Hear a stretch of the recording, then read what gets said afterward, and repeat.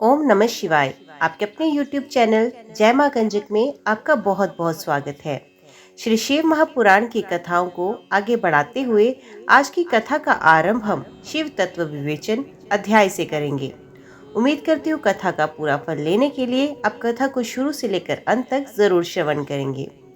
ओम नमः शिवाय। सूत जी बोले, मुनि वामदेव को भगवान सकन के मुख से ओंकार रूपी अमृत कथा का श्रवण करके आनंद की अनुभूति हुई। वे बोले, प्रभु, इस अमृतमय कथा को सुनकर मेरा ज्ञान और बढ़ गया है, परंतु फिर भी मैं आपसे एक प्रश्न पूछता हूँ। भगवान सदा शिव से लेकर कीर्ति पर्यंत तक इस जगत में स्त्री पुरुष ही दिखाई देते हैं। इस रूपवान अद्भुत संसार की उत्पत्ति का कारण ये परमेश्वर ही हैं या कोई अन्य रूप है? विद्वान और शास्त्रों के अनुसार इसके अनेक प्रकारों का वर्णन करते हैं। कृपया कर मुझे जगत सृष्टा भगवान शिव के भाव का वर्णन दीजिए। मुनि वामदेव के इस प्रकार उपनिषद गर्भित रहस्य को समझकर सकन देव बोले, हे महामुनि, जिन परम शिव तत्व शिव ज्ञान को आप सुनना चाहते हैं वे मैं आपको सुनाता हूँ। यही ज्ञान मेरे पिता देवादिदेव भगवान शिव ने मेरी माता पार्वती को सुनाया था। उस समय मैं छोटा सा बालक था और माँ की गोद में बैठकर दूध पी रहा था। ये बातें आज भी मुझे याद हैं। कर्म सत्ता से लेकर सभी शास्त्रों में लिखा सभी कुछ ज्ञानदायक है। आप जैसे ज्ञानी पुरुष ही इतना कुछ जानते हुए भी भगवान के विषय में और अधिक जानने की जिज्ञासा रखते हैं, परंतु मूर्ख और अज्ञानी पुरुष तो सब कुछ जानते और समझते हुए भी ईश्वर के स्वरूप से इनकार करते हैं। परमेश्वर परमात्मा को जानना एवं उन्हें पहचानने में कोई संदेह एवं परेशानी नहीं है। वे स्त्री पुरुष के रूप में विश्व के सामने प्रत्यक्ष दिखाई देते हैं। श्रुतियों ने ही कहा है कि सच्चिदानंद परब्रह्म सिर्फ सत्य है। जो भी असत्य एवं परपंचों से निर्वृत अथवा दूर होकर सदाचार के मार्ग का अनुसरण करते हैं वे सदात्मा कहलाते हैं। वही प्रकाश से चित होकर जगत के कारण बन जाते हैं। वही शिव भक्ति भाव को प्राप्त हुए हैं। उन्हीं को भगवान शिव और शक्ति संयोग से परम आनंद की प्राप्ति होती है। वामदेव जी बोले, भगवान, पूर्व में आपने ही प्रकृति के नीचे नियति और ऊपर पुरुष बताया, फिर आज आप क्या कह रहे हैं? प्रभु, मेरा संशय दूर कीजिए। तब मुनि वामदेव जी के वचन सुनकर सकन बोले, हे मुने, अद्वैत सेवावाद में द्वैत सेवावाद का कोई समावेश नहीं होता। ये नश्वर और अविनाशी है। भगवान शिव ही सच्चिदानंद स्वरूप वाले परम ब्रह्म हैं। इन्हीं त्रिलोकीनाथ कल्याणकारी शिव को ही सर्वज्ञ, सबका कर्ता एवं त्रिवेदों का उत्पादक कहा जाता है। जिस सर्वेश्वर शिव ही अपनी माया और इच्छा के अनुरूप संकुचित रूप धारण कर पांचों कला में निपुण पुरुष हो गए हैं, वे ही भोगता है जो कि प्रकृति के सभी गुणों को भोगने वाले हैं। वही समष्टि और चित्त प्रकृति तत्व के स्वामी हैं। प्रकृति के गुण सत्व से गुण उत्पन्न हुए हैं। गुणों से बुद्धि और बुद्धि से ही अहंकार की उत्पत्ति होती है। तब उससे तेज और उससे मन, बुद्धि और इंद्रियों की उत्पत्ति हुई है। मन के रूप को संकल्प विकलात्मक कहा गया है। बुद्धि, इंद्रिय, कान, त्वक, चक्षु, जीवा, शब्द रूप, स्पर्श, रस, गंध प्रवृत्ति को बुद्धि और इंद्रियों में श्रोत का कर्म कहा गया है। वैचारिक अहंकार से कर्मेंद्रियों की उत्पत्ति हुई है, जिन्हें मुनियों ने सूक्ष्म कहा है। फिर तन्मात्राएं और शब्द के रूप में हुए, जिनसे आकाश, वायु, अग्नि, जल और पृथ्वी की उत्पत्ति हुई। यही पंच महाभूत कहलाए। शब्दादि रूप, रस, गंध उनकी तन्मात्राएं कहलाए। आकाश वाहन, पाचन वेग आदि पांच महा कहलाए। इस प्रकार सकन जी का वेदांत युक्त वचन सुनकर मुनि वामदेव बहुत प्रसन्न हुए और हाथ जोड़कर पृथ्वी पर लेटकर उन्हें दंडवत प्रणाम करने लगे। उनके चरणार विंदों में उन्हें परम तत्व ज्ञान प्राप्त हो गया। सूत जी बोले, मुनि वामदेव ने भगवान सकन से पूछा, हे भगवान, आप सर्वतत्व को जानने वालों में श्रेष्ठ हैं। आप मुझ पर कृपा करके संप्रदाय के उस ज्ञान के बारे में बताइए जिसके बिना जीवों को भोग और मोक्ष की प्राप्ति नहीं होती। प्रभु, कृपा कर मेरे इस संशय को दूर कीजिए। तब वामदेव जी के इन वचनों को सुनकर सकन देव बोले, मुनीश्वर, अब मैं आपको एक परम गुप्त तत्व के बारे में बताता हूँ। वैशाख, श्रावण, अश्विन, कार्तिक, अघन, माघ महीनों के शुक्ल पक्ष में पंचमी अथवा पूर्णिमा के दिन स्नान करके शुद्ध होकर अपने गुरु के चरणों को धोकर उनके पास रखे आसन पर शंख में फूलों को अभिमंत्रित करके रखें। तत्पश्चात गंध और पुष्प से पूजन करें। उसके समक्ष दीप प्रज्वलित करें। मुद्रा से रक्षा कर कवच को मंत्रों से आच्छादित करें। तत्पश्चात विधि पूर्वक अर्घ्य दें और सुगंधित पुष्पों से पूजन करें। आधार पर सुगंधित जल का घट रखकर उसे सूत से लपेटें। उस घट पर पीपल, पिलखन, जामुन, आम और बड़ नामक 5 पेड़ों की छाल और पत्ते तथा हाथी, घोड़े, रथ, बाम्बी और नदी के संगम स्थान की मिट्टी में सुगंधि को मिलाकर उसे कलश पर लेपें। लेपने के बाद आम के पत्ते, कुश का अग्र, नारियल, फूल आदि वस्तुओं से कलश को सजाएं। सजाने के बाद कलश में पंचरत्न डालें। यदि पंचरत्न ना हो तो स्वर्ण डालें। नील, माणिक्य, स्वर्ण, मूंगा और गोमेद नामक 5 रत्नों को नर्म लस्क का उच्चारण करते हुए अंत में गुलुमु कहते हुए विधि विधान से पूजन करें। खीर और तांबूल अर्पित कर 8 नामों का जाप करते हुए पूजा करें। गुरु द्वारा बताई हुई विधि से अनुष्ठान सहित भगवान शिव की पूजा अर्चना करें। फिर गुरु को अपने शिष्य को हंस मंत्र का उपदेश देना चाहिए। उपदेश के बाद भस्म का ज्ञान प्रदान करना चाहिए। उस समय गुरु को अपने मन में यही विचार करना चाहिए कि मैं ही शिव हूँ। इस प्रकार शिष्य को ज्ञान दें। मुनि वामदेव अपने शिष्य को पूजा विधि का वर्णन करने के पश्चात गुरु निम्न बातों का उच्चारण करे। मैं ब्रह्म हूँ, वे तू है, आत्मा ही ब्रह्म है, सारा संसार ईश्वर से अधिष्ठित होता है, मैं ही प्राण हूँ, आत्मा ही ज्ञान का सार है, प्रज्ञान आत्मा ही यहाँ विदित अवस्थित है, वही तुम्हारा मेरा अर्थात सबका अंतर्यामी है, वही ज्ञान रूपी अमृत है, वे एक ही पुरुष है और आदित्य में है, वही परब्रह्म मैं हूँ, सबसे परे और सबका ज्ञाता और वेद शास्त्रों का गुरु मैं ही हूँ। इस संसार में सारे आनंद का क्षण मैं ही हूँ। सर्वभूतों के हृदय में व्याप्त रहने वाला मैं ही ईश्वर हूँ। सारे तत्वों का और पृथ्वी का प्राण मैं ही हूँ। मैं ही जल और तेज का प्राण हूँ। आकाश और वायु का प्राण मैं हूँ। मैं ही त्रिगुण का प्राण हूँ। मैं ही अद्वितीय और सर्वात्मक हूँ। ये सब ब्रह्म रूप है। मैं ही मुक्त स्वरूप हूँ, इसलिए मेरा ध्यान करना चाहिए।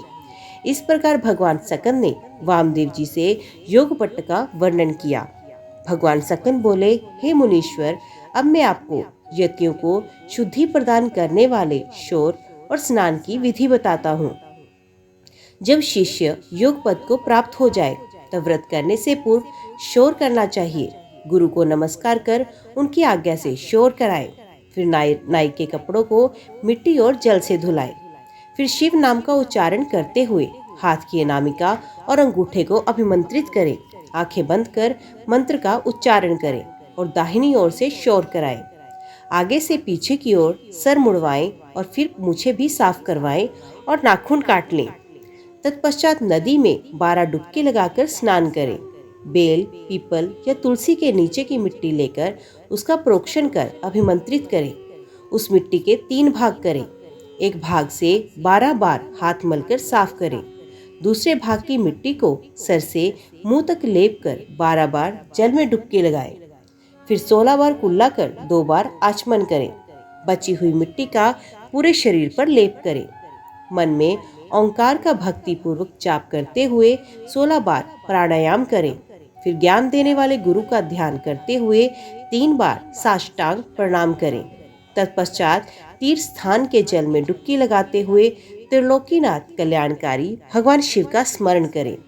हे देवादिदेव महादेव ही संसार को तारने वाले हैं, वे ही सबका कल्याण करते हैं। इस प्रकार मैंने आपको स्नान की पूर्ण विधि बता दी है।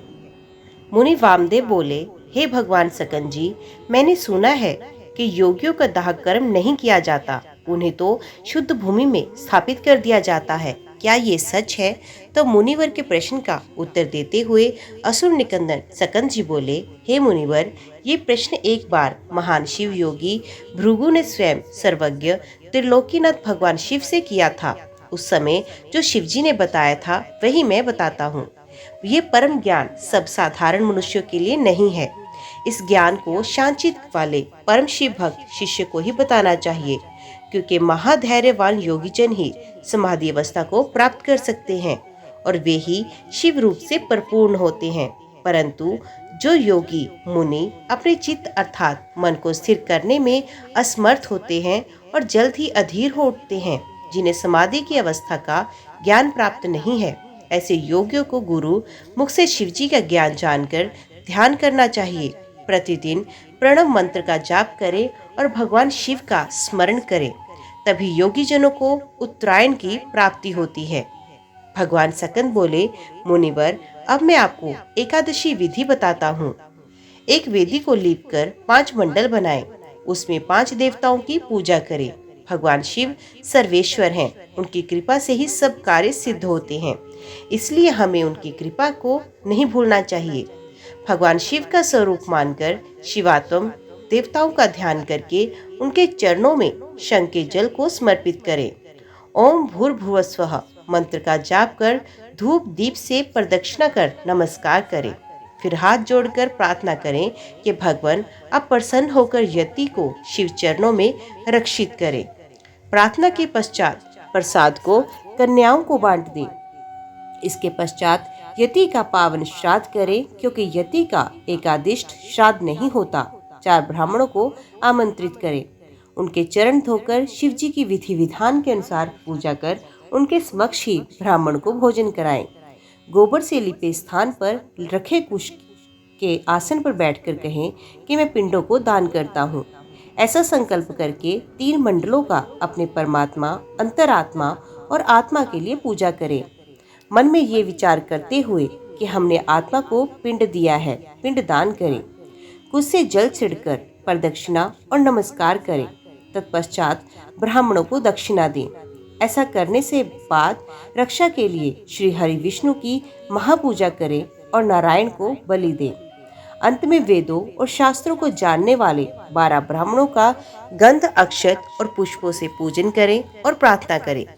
कुश आसन पर पायस बलि दे। मुनि वामदेव, ये मैंने आपको एकादशी की विधि बताई है। मुनि वामदेव 12वें दिन प्रातः उठकर स्नान आदि नित्य कर्मों से निवृत्त होकर भगवान शिव की पूजा अर्चना करें। मध्याह्न में ब्राह्मणों को निमंत्रण देकर उन्हें भोजन कराएं। मन में गुरु पूजन का संकल्प करें। गुरु के चरण धोकर उन्हें आसन पर बिठाकर कुशाओं और धूप दीप से आराधना करें। गुरु को नमस्कार कर मंत्र का जाप करते हुए अक्षत अर्पित करें। ब्राह्मणों को भोजन कराकर उन्हें आसन पर बिठाएं। फिर तांबूल देकर दक्षिणा में छतरी, पादुका, पंखा, चौकी और वेणुदंड देकर उनकी प्रदक्षिणा कर नमस्कार करें। उनके चरण छूकर आशीर्वाद पाकर उन्हें विदा करें। अन्य अतिथियों एवं दीन अनाथों को भोजन कराएं। इसी प्रकार प्रतिवर्ष गुरु उत्तम आराधना से निश्चय ही शिवलोक की प्राप्ति होती है। कि पूजा करें। गुरु की मुनिवर वैश्यपायन, पैल, जैमिनी और सुमंत नामक 4 महामुनि तेजस्वी व्यास के शिष्य हैं। वामदेव, अगस्त्य, कुलसत्य और कृतु योगीवर सनत कुमार जी के शिष्य हैं। ये सभी मुनि अद्भुत और भगवान शिव के परम भक्त हैं। इन्होंने ही 5 महाभूतों से आवृत वेदांत सिद्धांत का परम निश्चय किया है। ये मोहनाशक, ज्ञानदायक और संतोषदायक हैं। ये जगत का कल्याण करने वाले और लक्ष्मी प्रदान करने वाले हैं। त्रिलोकीनाथ, कल्याणकारी भगवान शिव का ध्यान और स्मरण सदा करने से योगी जन शिव स्वरूप हो जाते हैं। ब्रह्मा, विष्णु और शिव का भजन और ध्यान करने से मनुष्यों को मोक्ष प्राप्त होता है तथा उनकी सभी कामनाएं पूर्ण हो जाती हैं। कल्याणकारी देवादिदेव महादेव जी की आराधना सभी दुखों का नाश कर सुख प्रदान करने वाली तथा भोग मोक्ष देने वाली है। इस प्रकार वामदेव जी को उपदेश देकर और उनसे पूजित होकर सकंदेव अपने माता पिता का स्मरण करते हुए कैलाश पर्वत को चले गए। तब मुनिवर वामदेव जी भी भगवान सकंद का अनुसरण करते हुए कैलाश पर गए। वहां पहुंचकर वामदेव मुनि ने भगवान शिव पार्वती के चरणों में अपना शीश नवाया। फिर उनके समक्ष पृथ्वी पर लेटकर अपने आराध्य सर्वेश्वर शिव और देवी पार्वती की स्तुति की तथा उनको शीश नवाया। तत्पश्चात भगवान शिव और माता पार्वती की कृपा पाकर वहीं रहने लगे। इस प्रकार आपको ओंकार महेश्वर का अर्थ जानकर इस परम ज्ञान को प्राप्त करके सदा प्रभु के चरणों का स्मरण करना चाहिए। वे कल्याणकारी शिव ही भक्ति और मुक्ति के दाता हैं। हे मुनीश्वरों, मैंने आपको सब कुछ बता दिया। ये कहकर वे बद्रिक आश्रम को चले गए। व्यास जी कहते हैं, जो जगत की सृष्टि, पालन और संहार करने वाले हैं, उन भगवान शंकर को मैं प्रणाम करता हूँ, जिनकी शक्ति अद्वितीय है, जो संसार की हर वस्तु में विद्यमान है, अर्थात सर्वव्यापक हैं। उन विश्वकर्ता अविनाशी भगवान शिव की मैं शरण में हूँ। जब गंगा, यमुना और सरस्वती के संगम स्थल प्रयाग में नैमिषारण्य में ऋषि गणों ने यज्ञ का अनुष्ठान किया, तब व्यास मुनि के पुत्र सूत जी उस स्थान पर गए थे। उन्हें वहां देखकर मुनि प्रसन्न हुए। उन्हें यथा योग्य आसन पर बिठाकर उनका सत्कार और पूजन किया गया। ऋषिगण बोले, हे सर्वज्ञ सूत जी, आप महर्षि व्यास जी के शिष्य होने के कारण सब कथाओं और रहस्यों को जानते हैं। हम पर कृपा करके हमें भी दिव्य कथा सुनाएं। ऋषिगण की प्रार्थना सुनकर सूत जी ने मन ही मन भगवान शिव एवं देवी पार्वती का स्मरण किया और सूत जी बोले, हे ऋषिगण, अब मैं आपको पुराणों के प्रकट होने का वृत्तांत सुनाता हूँ। श्वेत कल्प में वायुदेव द्वारा कहे हुए वचन ही न्यास से पूर्ण व शास्त्रों से शोभित होकर पुराण कहे जाते हैं।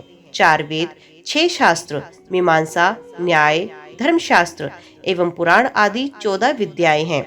आयुर्वेद, धनुर्वेद, गंधर्व वेद और अर्थशास्त्र से मिलकर ये 18 हो जाती हैं। देवादिदेव भगवान शिव ही इन 18 विद्याओं के उत्पादक हैं। संसार की उत्पत्ति के समय सर्वप्रथम ब्रह्मा जी उत्पन्न हुए, जिन्हें ये 18 विद्याएं प्रदान की। उनकी रक्षा के लिए विष्णु को शक्ति प्रदान की। श्री विष्णु जी ब्रह्मा की रक्षा करने वाले मध्य पुत्र हैं। ब्रह्मा के 4 मुखों से 4 वेद उत्पन्न हुए। तत्पश्चात उनके 4 मुखों से 4 शास्त्र उत्पन्न हुए। ब्रह्मा जी के मुख से उत्पन्न हुए इन शास्त्रों को पढ़ना अत्यंत कठिन है, इसलिए मनुष्य गणों को वेदों और शास्त्रों का ज्ञान प्रदान करने हेतु भगवान शिव की कृपा से द्वापर युग में श्री हरि विष्णु के रूप में व्यास जी अवतरित हुए। उन्होंने द्वैपायन नाम से द्वापर में जन्म लिया और वेद व्यास नाम से जग प्रसिद्ध हुए। उन्होंने सभी पुराणों की रचना की। संक्षेप में उन्होंने 4 लाख श्लोकों की रचना की। ब्रह्म, पदम, विष्णु, शिव भागवत, भविष्य, नारद, मार्कंडेय, अग्नि, ब्रह्मवैवर्त, लिंग, वराह, वामन, कूर्म, मत्स्य, गरुड़, ब्रह्मांड, सकंद आदि कुल 18 पुराण हैं। शिव पुराण के धर्म तथा विधि के अनुसार पूजन एवं आराधना से सब मनुष्य तथा देवताओं को शिवलोक की प्राप्ति होती है। सूत जी बोले, हे ऋषियों, पराकल्प में ऋषिगणों के मध्य विवाद छिड़ गया कि परब्रह्म कौन है। जब इस बात का निर्णय ना हो सका, तब सब ब्रह्मा जी के पास गए। उन्होंने ब्रह्मा जी को प्रणाम करके उनकी स्तुति आरंभ की। तब ब्रह्मा जी ने उनसे पूछा, हे ऋषिगण, आपके यहाँ आने का क्या प्रयोजन है। ऋषिगण बोले, हे ब्रह्मा जी, हम संदेह रूपी अज्ञान के अंधेरे में पड़ गए हैं, इसलिए हम सब बहुत व्याकुल हैं। हम पर कृपा करके हमारे संदेह को दूर करें। हम सब ये जानना चाहते हैं कि अविनाशी नित्य शुद्ध चित्त स्वरूप परब्रह्म परमात्मा कौन है। अपनी लीला से संसार को रचकर इस संसार को सृष्टि करता, पालन करता और संहार करता कौन है। ऋषिगणों का ये प्रश्न सुनकर ब्रह्मा जी ने त्रिलोकीनाथ कल्याणकारी देवादिदेव महादेव जी का स्मरण करके उन्हें बताया, हे ऋषियों, जिसने ब्रह्मा, विष्णु और रुद्र सहित पूरे संसार को रचा, जिनकी कृपा दृष्टि पाकर संसार के सभी प्राणी भय मुक्त हो जाते हैं, जो सब इंद्रियों के मूल हैं, जिनकी कृपा से मुझे प्रजापति पद प्राप्त हुआ, जो सब शासन करने वाले हैं, जिनकी कृपा से सूर्य, चंद्र, अग्नि, बिजली सहित पूरा संसार प्रकाशित होता है, वे परब्रह्म हैं और कोई नहीं, स्वयं शिव ही हैं। इनकी अनंत महिमा को कोई नहीं जान सकता। त्रिलोकीनाथ कल्याणकारी भगवान शिव ही निपुण, उदार, गंभीर, माधुर्य, मकरंद से सभी प्राणियों के स्वामी, अद्भुत लीला करने वाले हैं। उन्होंने ही इस संसार को उत्पन्न किया। प्रलय काल में ही वे सारे ब्रह्मांड को अपने अधीन कर अपने ही विलीन कर लेते हैं। भगवान शिव का सच्चे मन से पूजन और आराधन करने वाले को प्रभु का दर्शन प्राप्त होता है। भगवान शिव के 3 रूप हैं, स्थूल, सूक्ष्म और सूक्ष्म से भी सूक्ष्म। स्थूल रूप को देवता, सूक्ष्म रूप को योगीगण और तीसरे अर्थात अत्यंत सूक्ष्म रूप को शिव जी के परम भक्त और शिव व्रत का उत्तम पालन करने वाले ही देख सकते हैं। धर्म का विशेष ज्ञान हो जाने पर अधर्म का नाश हो जाता है और फिर शिव जी की अचल भक्ति प्राप्त होती है। भगवान शिव की कृपा से कर्म के बंधनों से मुक्ति मिलती है तथा मनुष्य शिव धर्म में प्रवृत्त हो जाता है। धर्म दो प्रकार का है, गुरु अपेक्षित तथा गुरु अनपेक्षित। गुरु अपेक्षित धर्म द्वारा ही शिव धर्म में प्रवृत्त होकर शिव ज्ञान की प्राप्ति होती है और मनुष्य सांसारिक मोह माया को त्याग कर भाव साधन में लग जाता है। तत्पश्चात ज्ञान और ध्यान से युक्त होकर मनुष्य योग में प्रवृत्त हो जाता है। योग से भक्ति, भक्ति से शिव जी की कृपा और उनकी कृपा से संसार से मुक्ति मिल जाती है। तब मनुष्य शिव धाम एवं शिव पद को प्राप्त कर लेता है। इसीलिए ऋषिगण आप सबको मन और वाणी को शुद्ध करके परमात्मा शिव के ध्यान में लग जाना चाहिए। यज्ञों और मंत्रों द्वारा आवाहन करने से वायुदेव आपके पास आएंगे, उसी से तुम्हारा कल्याण होगा। फिर आप सब पवित्र वाराणसी नगरी में चले जाना, क्योंकि वहीं पर पिनाकधारी शिव देवी पार्वती जी के साथ विराजमान हैं। इस समय मैं मनोमय चक्र को छोड़ रहा हूँ।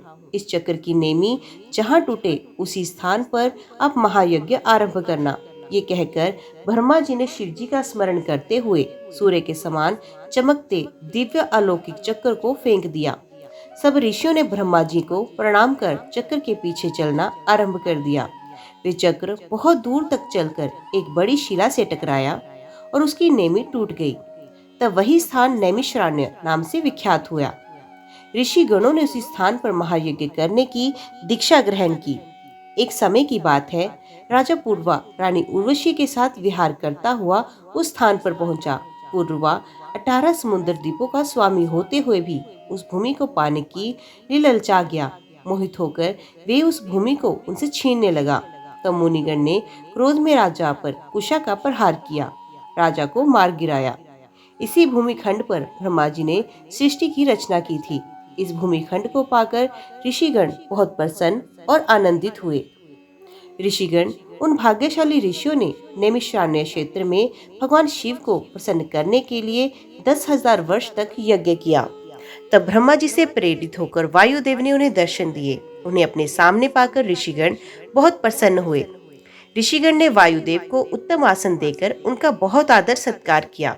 वायुदेव बोले, ऋषिगण, भगवान शिव की परम कृपा से आपका यज्ञ निर्बाध गति से चल रहा है। कोई राक्षस अथवा महादैत्य यज्ञ में विघ्न नहीं कर रहा है। फिर भी क्या आपको इस यज्ञ में कोई कष्ट हुआ है?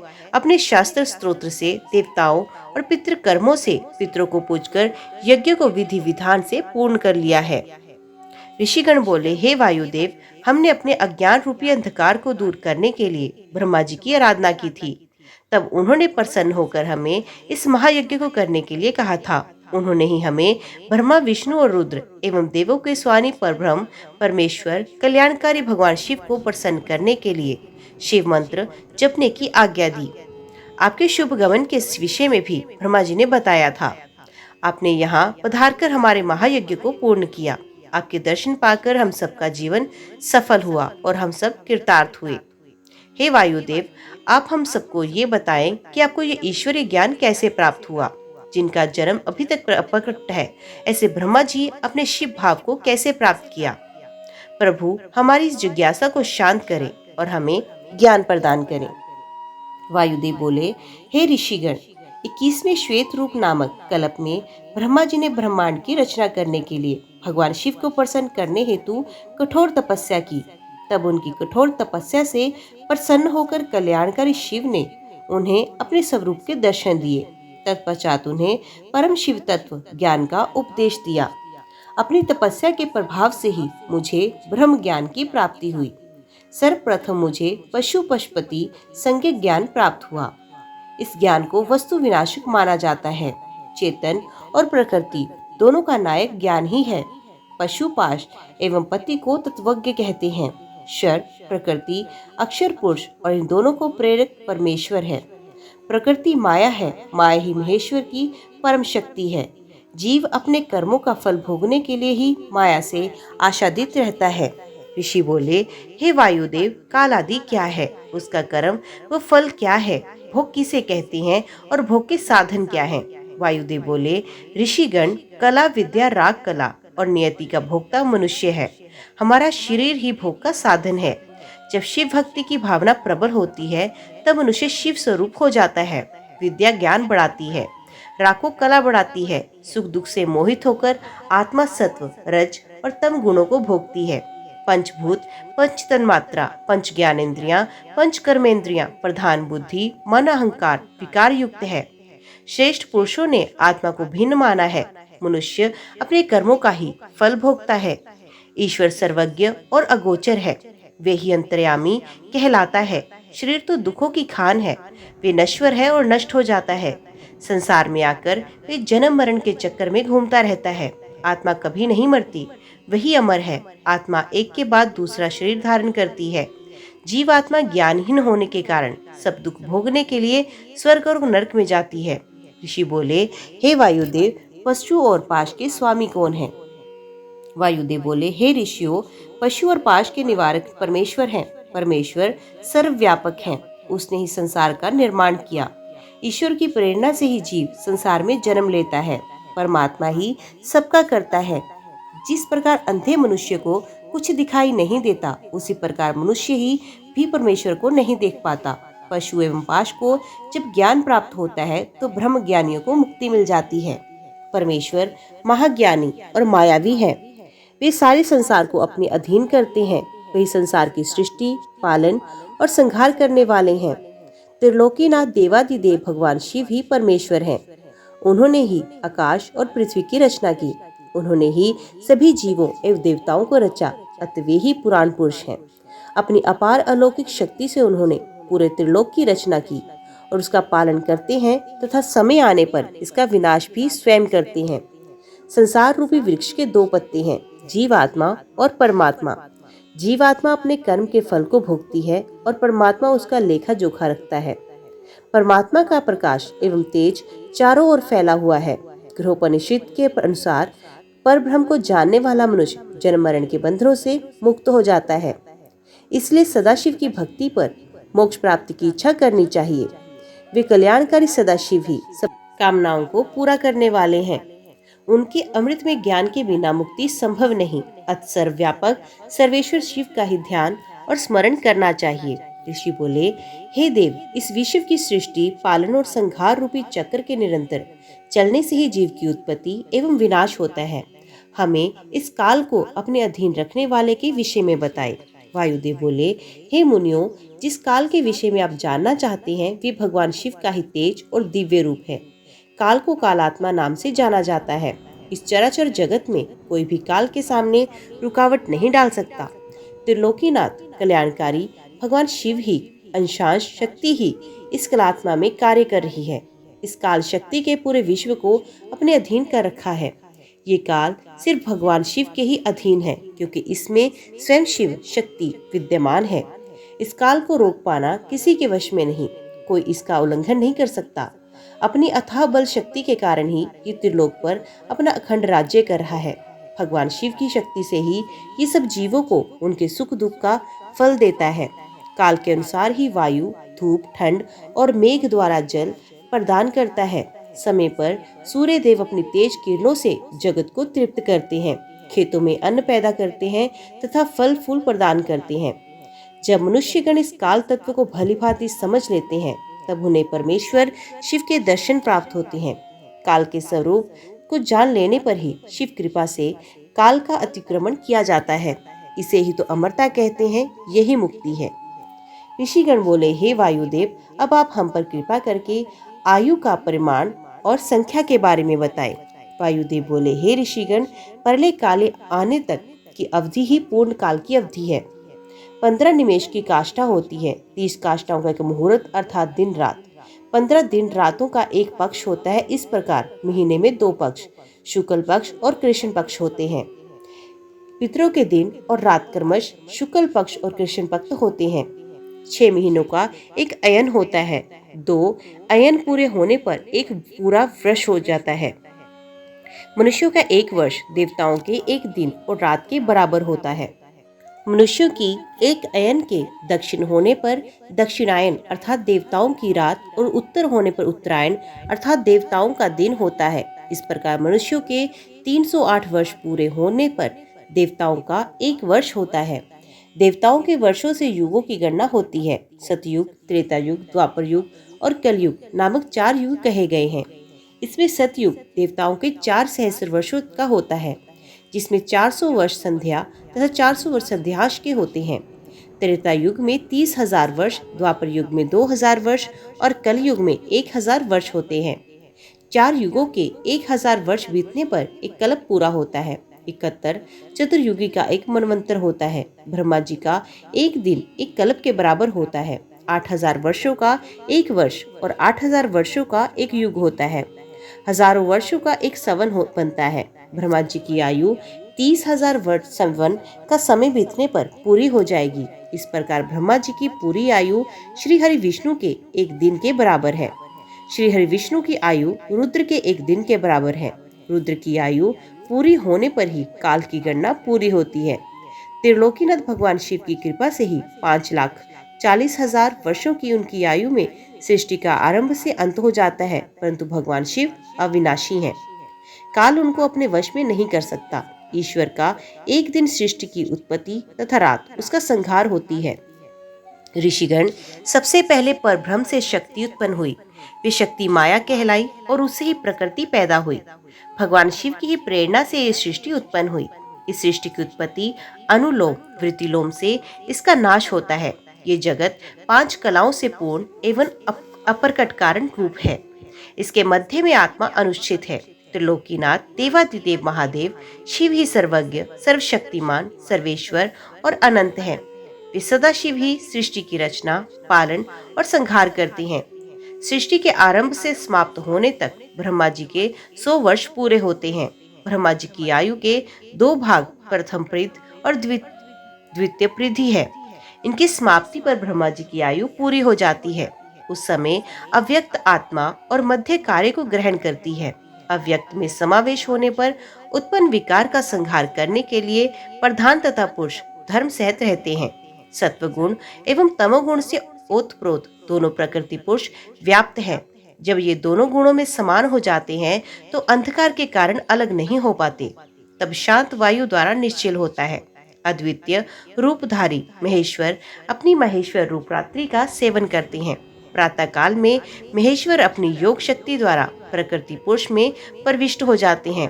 तब वे दोनों में शोभ उत्पन्न कर देते हैं।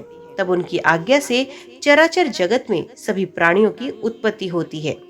सर्वप्रथम ईश्वर की प्रेरणा पुरुष रूप में अधिष्ठित अव्यक्त बुद्धि व विकार उत्पन्न होते हैं। इसके पश्चात सर्वरूप रुद्र, विष्णु और ब्रह्म नामक 3 देवताओं की उत्पत्ति हुई। इनका मुख्य कार्य सृष्टि का सृजन, पालन और संहार है। ये ईश्वरत्व युक्त है। एक कल्प समाप्त होने पर जब दूसरा कल्प आरंभ हुआ तब सर्वेश्वर शिव ने सबको सृष्टि के कार्य सौंपे। ये तीनों देवता एक दूसरे से पैदा होकर एक दूसरे को धारण करते हैं। ब्रह्मा, विष्णु और रुद्र एक दूसरे का अनुसरण एवं प्रशंसा करते हैं। प्रधान से प्रथम वृद्धि, ख्याति, बुद्धि एवं महतत्व पैदा हुए। शोभ से 3 प्रकार के अहंकार उत्पन्न हुए। अहंकार से 5 महाभूत तन्मात्रा इंद्रिया पैदा हुई। सत्वगुण से सात्विक तत्व की उत्पत्ति हुई। तमोगुण अहंकार 5 महाभूत पंच तन्मात्रा से उत्पन्न। 11वां मनु गुण से 2 प्रकार का होता है।